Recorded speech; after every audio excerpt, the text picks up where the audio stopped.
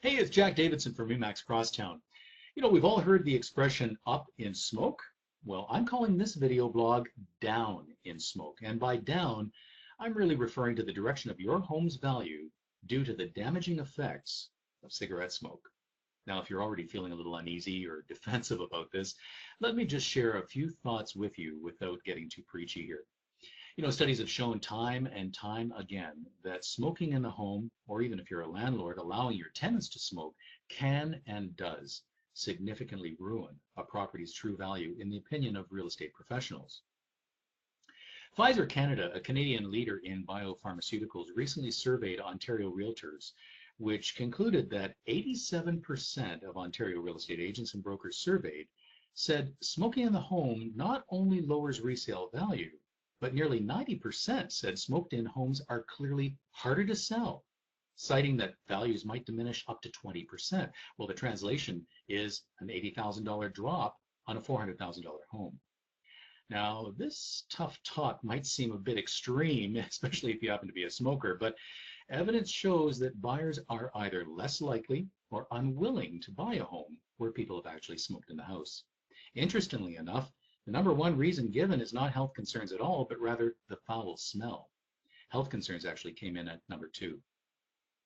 Well, rental landlords know all too well the stigmas of cigarette smoke.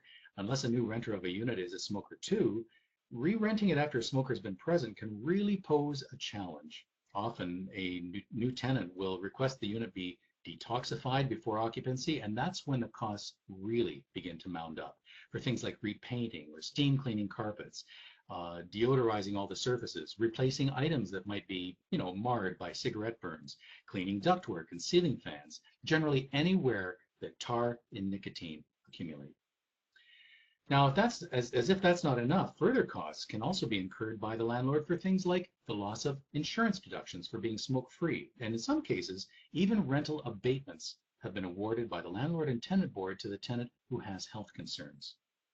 A common concern by landlords and property managers is that rejecting smoker tenants on an application could constitute discrimination and possibly lead to more vacancies. Well, in actual fact, according to the Non-Smokers' Rights Association and the Smoking and Health Action Foundation, it's legal for any landlord anywhere in Canada to include an enforceable non-smoking policy in their lease.